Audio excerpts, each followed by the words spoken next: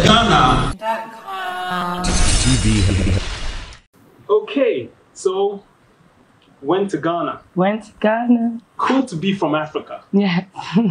Break down that experience, because maybe there's some young people. Oh, sorry, Went to Africa is your song. It's Went to Ghana, yeah. Went to Ghana is one of your songs. Yeah. You're talking about the pride of the clothes, the food. Yeah. It's amazing. Yeah. Just like it's beautiful. Thank But you. I want you to break something down, because you're talking about it's cool to be from Africa. There are a lot of young people right now that don't know what it was like to be from Africa in the West. Yes. Back in the days. Yes. And so they're like, oh, okay, you're saying it's cool to be from Africa. Okay, what's so cool? They don't know the mockery and the insults and the racism young people went had through. to face.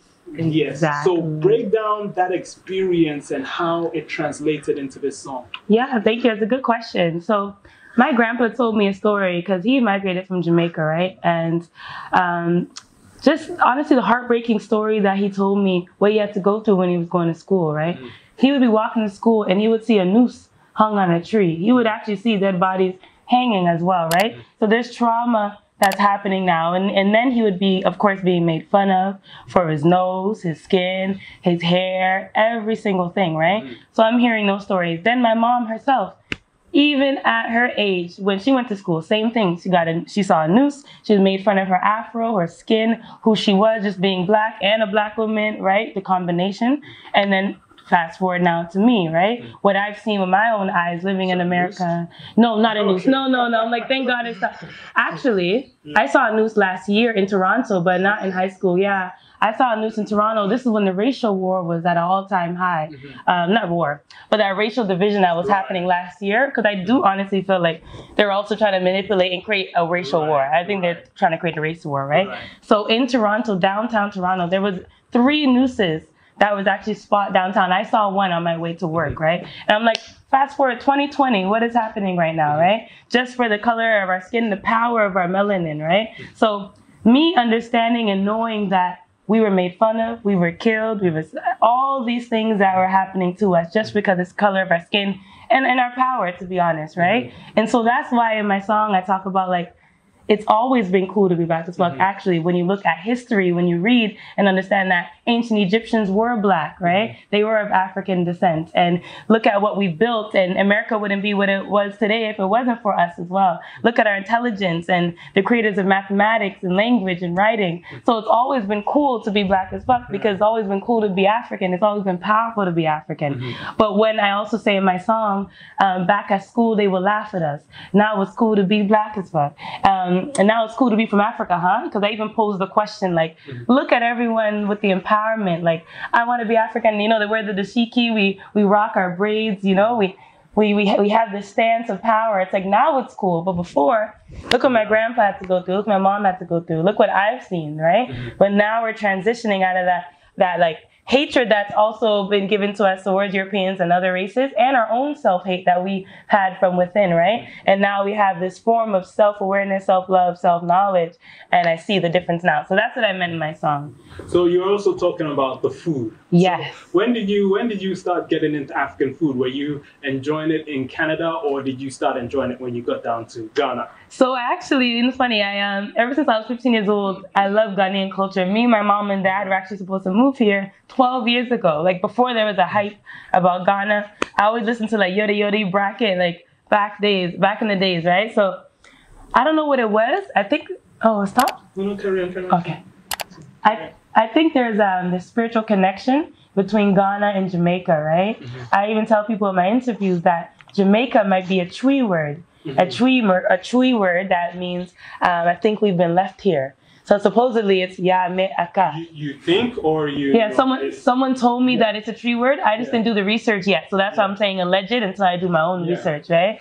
So I think there is that spiritual connection between Ghana and Jamaica, because we do come from Ghanaians. We come predominantly from West Africa, right? So ever since learning about that, I've always wanted to try fufu. I wanted to try banku. I wanted to try some soup to eat with it. And my mom even made fufu, but she made it from the box years ago. When I was 16, I tried fufu for the first time and I fell in love. I was eating everything with fufu, anything I could eat, right? And then when I came to Ghana, I tried the traditional real food. My mind was blown. The spices, the flavors, the texture, like the real cultural foods that made me fall in love. It really felt good. So now that brings me to something that I want to talk about as well, because we're looking at health and whatever have you.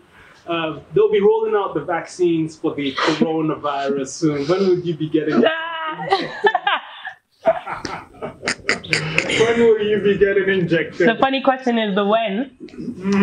That is a hail to the hail of all hail nods, okay? Are you crazy? I'm going to eat my soursop, which helps prevent cancer. Right. I'm going to be taking my vitamin C. I'm going to be drinking the orange and eating the real oranges with the vitamin C in it. I'm going to be boosting my immune system. I'm going to stay vegan. I'm going to keep mucus out of my body, because without mucus in the body, sickness can't stay, right? So eradicating the mucus, I'm finding ways to boost the immune system and not living in fear as well, because fear weakens the immune system. Right. So to answer your question, hell no. Yeah. So let's say, God forbid, you wake up and then you find out you've actually got coronavirus. Okay, and maybe it's at a point where it's looking dangerous. Yeah. And they say, hey, we've got the vaccine. No. Why am I going to trust the same government that tried to kill me and my people years ago, the Tuskegee experiment done on black men, right? I'm like, they have a pattern and a history of lies and corruption and side effects of vaccine. Right. There's already been 4 cases of people getting cerebral palsy. Yes, I've seen that. Yes, I've seen that from vaccine. The case, You saw the white woman who was... Yes, that was like weird, yeah. She was like, yes. I thought it was fake at first. I was trying to see it, but then I said, no one can pull this off for that long. Exactly. No, the acting was, it was real. Definitely real. And so when I see the history of, wait a minute, this vaccine is coming out way too quick. There hasn't been enough case studies, right? And now we're talking about a new COVID. So how is that vaccine going to fix this one? So you're telling me I took that vaccine for nothing because there might be a COVID part 2 or roaming the streets? Hell no. FashionGHANA.com. TV. I came to slay you. 100% African. Fashion.